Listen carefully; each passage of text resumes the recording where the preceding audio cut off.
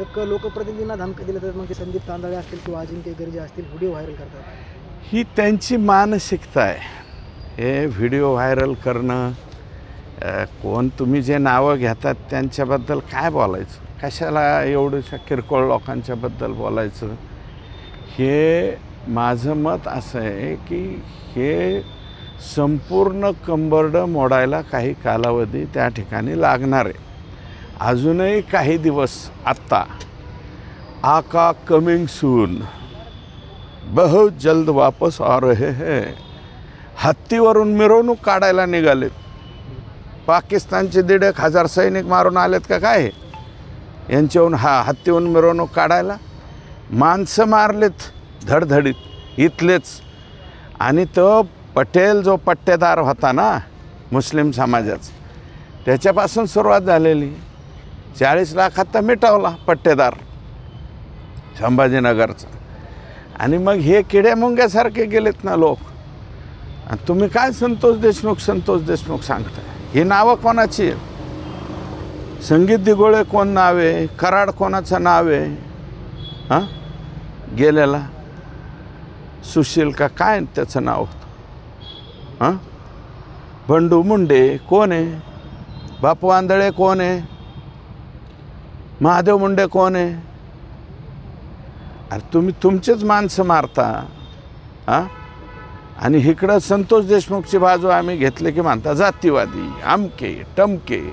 आणि हे काय 43 गुन्हे ज्यांच्यावरती आहेत, दरोड्याचे गुन्हे आहेत. 307चे मला वाटतं एक सलग गुन्ह्याची यादी आलेली आहे.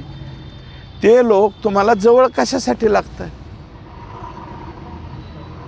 कशासाठी लागतात? माणसं मारायला. मी अगोदरच मानलेलं आहे, माणसं मारायची एकाने, फिर्याद तिसऱ्यानेच द्यायची, आरोपी चौथे करायचे आणि जेलात 5वे घालायचे.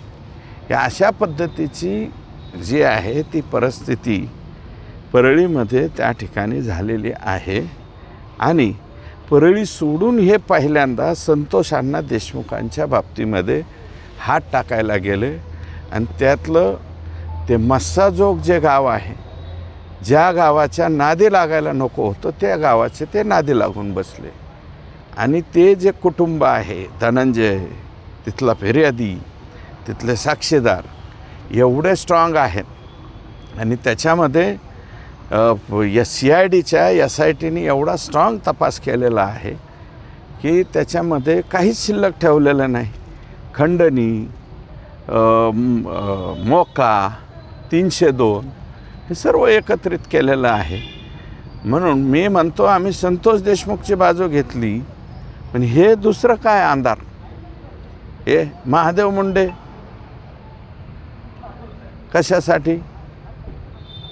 आणि ते बंडू मुंडे, बंडू 1 कोटीसाठी, महादेव मुंडे 12 गुंठ्यासाठी, बापू आंधळे कुणाचे तरी नावं घ्यायसाठी.